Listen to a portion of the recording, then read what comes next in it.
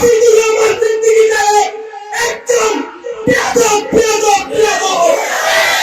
শুধু তাই নয়, শুধু তাই নয়, আমাকে বলতে দেন, আমাকে বলতে দেন, আজকে বলতে হবে।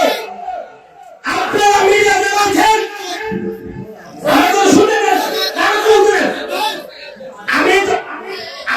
আমার কিছু বলতে আছে, আপনারা যেমন জানেন না আমি বলতে চাই, আমাকে বলতে দেন।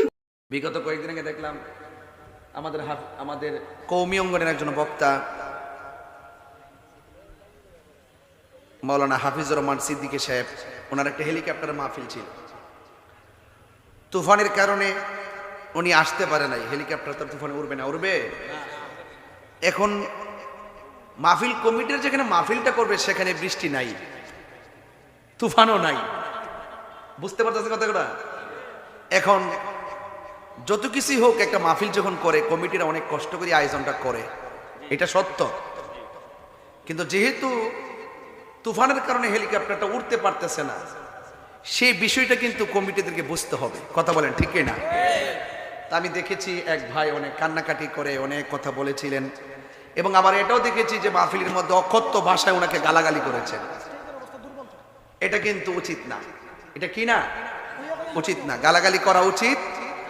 এটা আলেমুল আমাদের সম্মান আছে, আছে কি না? এজন্য বক্তাদের অসুবিধাটা শ্রোতারা বুঝবেন, শ্রোতাদের অসুবিধাটাও বক্তারা বুঝবেন, এটাই নিয়ম।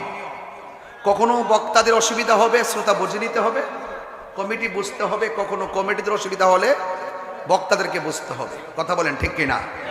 কিন্তু আলেমুল আমাদেরকে গালাগালি করা যাবে। আজকে হয়তো এই মাহফিলটা যদি তুফানের কারণে না হইতো, প্রয়োজনে এই মাহফিলটা আরেকটা ডেট দিতাম, আবারও আসার সুযোগ আছে না নাই?